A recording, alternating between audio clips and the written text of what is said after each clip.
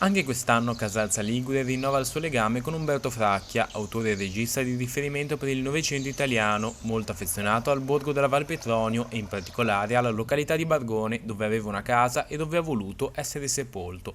La quarta edizione del Premio e Festival Letterario Umberto Fracchia sarà dal 28 maggio al 1 giugno, con tanti eventi dedicati alla letteratura, al giornalismo e all'intrattenimento. Il primo obiettivo della manifestazione è ricordare l'autore, le sue opere e il legame con Bargone. Celebrare il ricordo del letterato perché rappresenta un po' lo spirito culturale di Casalza Ligure, rappresenta proprio un'eccellenza del territorio, non soltanto di Casalza Ligure, ma proprio della Liguria. Il tema di quest'anno è la figura femminile, molto presente nelle opere di Fracchia, con una visione che alcuni studiosi definiscono moderna, oltre che molto sfaccettata per l'epoca in cui sono state composte.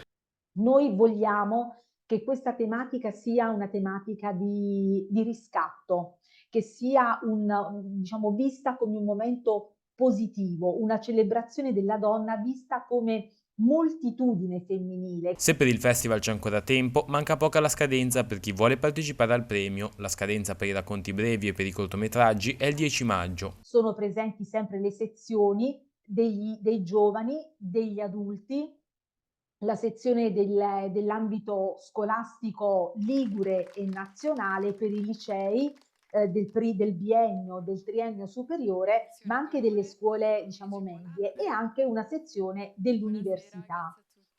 Esiste anche una sezione speciale di cortometraggio perché ricordo che Umberto Fracchia era anche un regista del cinema muto. In questi giorni gli organizzatori stanno annunciando gli ospiti come ad esempio Gianandrea Cerone, Micol Scarfatti, Alice Mangione, Carolina Capria e Silvia Grasso, Luca Sommi e Rochia.